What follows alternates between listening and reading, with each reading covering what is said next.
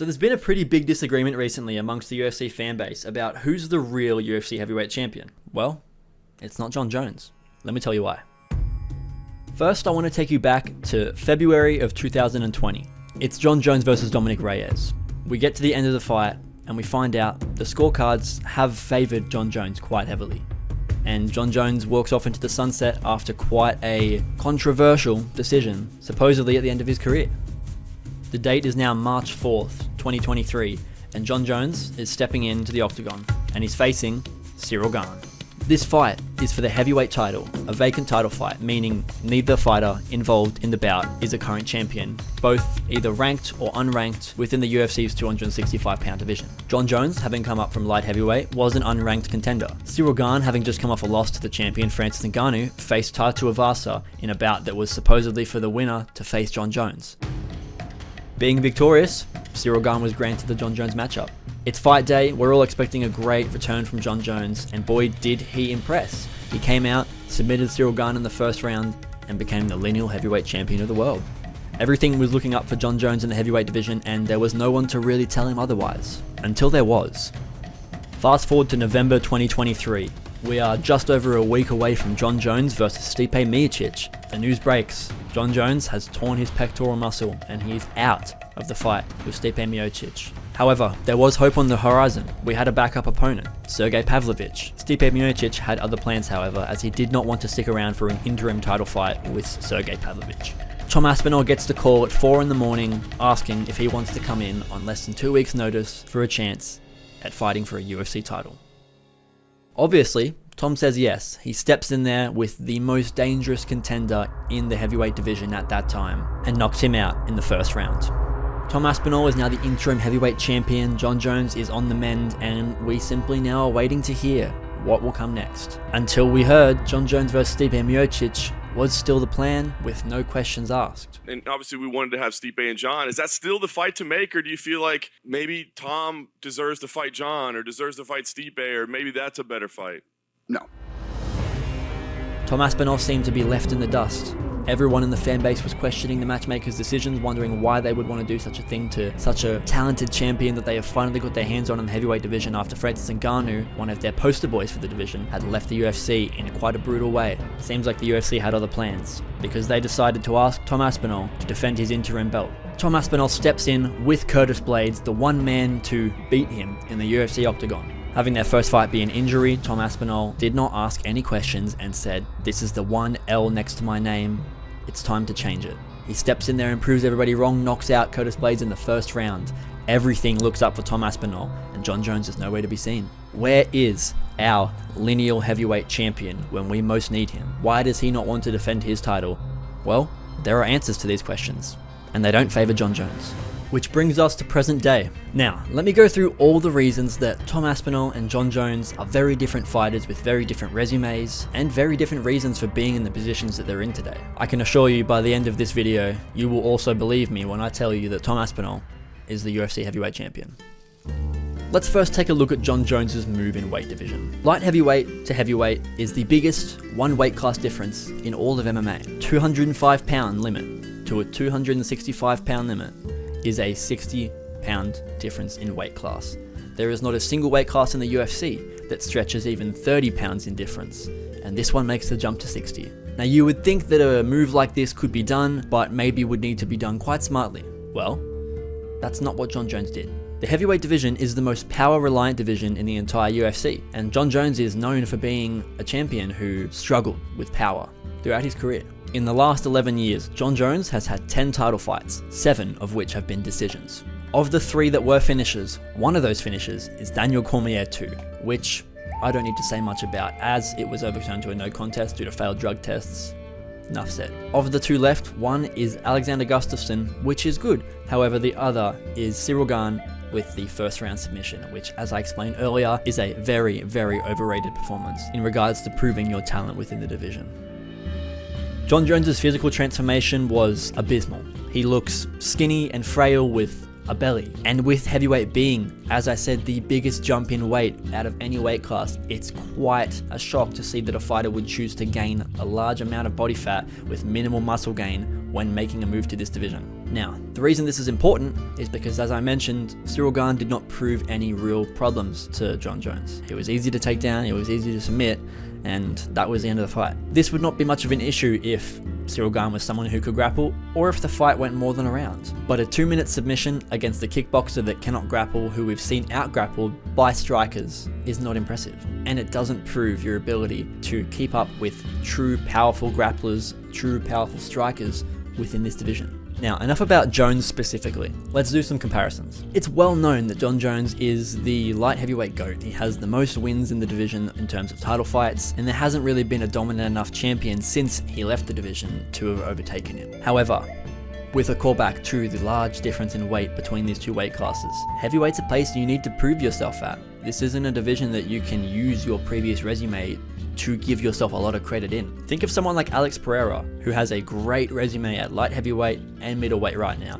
However, everyone still counts him out at heavyweight, regardless of the fact that that is because of his lack of grappling. We know how big of a difference it is between 205 and 265 pounds, and that's the primary reason that we are worried about someone like Alex Pereira making such a move up to that weight class. It's not necessarily because he could be taken down, but because there are much bigger men to take him down, and they are much bigger men to knock him out. That is something that should be considered for Jon Jones too. These are much bigger men who can knock him out and much bigger men who can nullify his grappling. That is why I say that Cyril Gane was not a good proof of Jon Jones' ability at heavyweight. But regardless, Jon Jones moved up to heavyweight and did beat Cyril Gane in the first round. His one win in the heavyweight division and his one win in the last 3 years. Now, this would have been impressive if Jon Jones had have gone on to have a substantial performance against Stipe as well later on in the year. However, with this being a one-off performance with a 3-year layoff beforehand and now a nearly 2-year gap since the fight, the achievement kind of stands alone without really having any weight in the division. And Cyril Gane's lack of activity and lack of necessary dominance since the Jon Jones fight doesn't give us a lot to go off. Now let's compare Tom Aspinall's title fights at heavyweight. We will start with one, Sergey Pavlovich. We can compare the two, Cyril Gane versus Sergey Pavlovich. That alone is a tougher matchup. Sergey Pavlovich has proven to be a much more dangerous contender in the heavyweight division, and that's just fact. Look at their resumes, look at how quick the finishes are, look at how many decisions each fighter has, and look at the kind of competition that they're having these performances against. Do they get hurt? Does Tai Tuivasa knock them down before going on a 5-fight loss streak? Something to consider. So to make it clear, Jon Jones fought a heavyweight contender for his belt. Tom Aspinall also fought a heavyweight contender for his belt. Neither man has fought a lineal heavyweight champion in their life, yet they both have a belt. It's the same claim to fame, so those who say that Jon Jones is more proven are simply wrong in that right. And if that wasn't enough already, which it should be because it's an exaggeration to even try and say that one win at heavyweight is better than one win at heavyweight also for Tom, as well as Tom's previous resume. They don't add up. They don't add up to equal one win. I'm sorry, that's just not how that works. So even the exaggeration of the truth is just not enough for Jon Jones fans. So Tom Aspinall went out and defended his title, something that Jon Jones has yet to do in the heavyweight division. Injury or not, Jon Jones has fought one heavyweight contender who lost to Francis Ngannou a year prior to their match. And it should be noted that Cyril Gane stepped in on short notice for this fight, as it was not the original matchup that was intended for Jon Jones' move to heavyweight. And that fight against Ngannou that Cyril lost was because of grappling. Francis Ngannou, primarily a striker throughout his entire career, used his grappling to completely nullify Cyril Gane across an entire 5-round fight, and it worked flawlessly. So frankly, Jon Jones should have been able to out-wrestle Cyril Gane, and a submission should have been bare minimum, so it's good that he did those things. Not something to praise though. Tom Aspinall and Jon Jones are actually further apart in age than Stipe and Jon Jones are. There's 5 years between Jon Jones and Stipe Miocic, and there's 7 years between Tom Aspinall and Jon Jones. If we want to point out those age differences, then let's talk about how old some of Jon Jones's opponents were. Shogun Rua was 6 years older than Jon Jones. Rampage Jackson was 9 years older than Jon Jones. Lyoto Machida was 9 years older than Jon Jones. Rashad Evans was 8 years older than Jon Jones. Vitor Belfort was 10 years older than Jon Jones. Chael Sonnen was 10 years older than Jon Jones. Glover Teixeira was 8 years older than Jon Jones. Daniel Cormier was 8 years older than Jon Jones. And Ovin St. Peru was 4 years older than Jon Jones. With the exception of Ovent St. Peru being 4 years younger, every single opponent that I just listed there was older than Jon Jones by a bigger margin than Tom Aspinall is younger than Jon Jones by.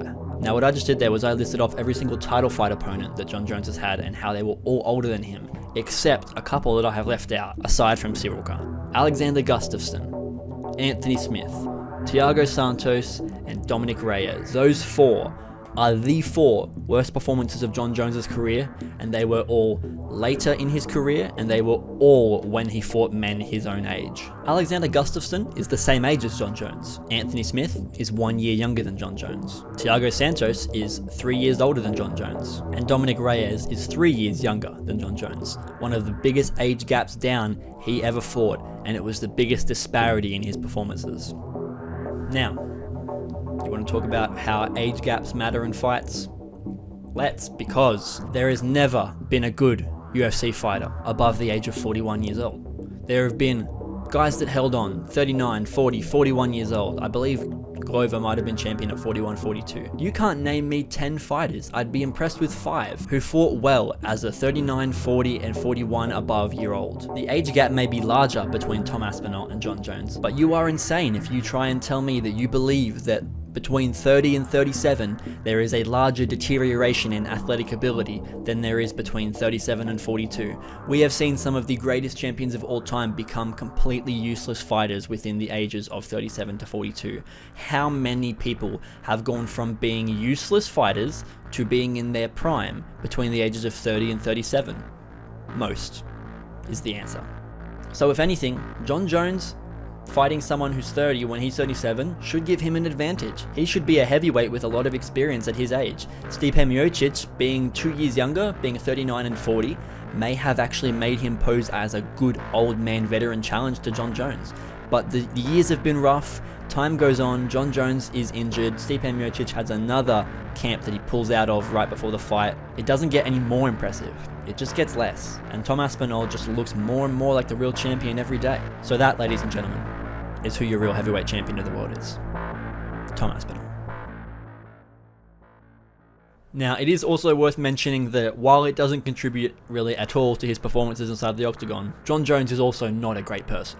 I don't want it to be part of the reason that I'm saying that Tom Aspinall is the true champion, which is why I've left it to the end of the video here, but it is worth noting that Jon Jones has a large criminal past. He has been involved in a hit and run before where he hit a pregnant woman with his car and proceeded to leave the scene of the crime. He's also been involved in domestic violence charges involving his wife, and he has been known to cheat with PEDs several times throughout his career previously, with one fight even being officially marked as a no contest due to a failed drug test. While it is also a bit of a touchy topic as to whether the drug tests were legitimate or not, it has been widely spoken about across the internet for several years now, and it is a pretty agreed upon consensus that Jon Jones did in fact cheat against Daniel Cormier. Having also been involved in some very strange public interactions, which have been quite heavily documented across the internet, engaging in inappropriate sexual engagements in public, having also verbally and physically threatened those around him on several occasions, whether it be a USADA employee or someone else, there are multiple accounts of accusations regarding this. Again, I'd like to point out this does not contribute to what I'm saying about why Tom Aspinall is the heavyweight champion of the world and Jon Jones is not. However, it's a vital part of the Jon Jones storyline and needs to be mentioned in this video as to why there is more than just a performance related stain over Jon Jones's legacy. Thank you for watching, guys. If you did enjoy this, be sure to like and subscribe. Let me know in the comments what you thought and who you think the real heavyweight champion of the world is. Jon Jones haters, you can jump down there if you want. But I have to warn you, you will probably get flamed by a majority of sane MMA fans. Thanks for watching, guys. Have a great day and goodbye.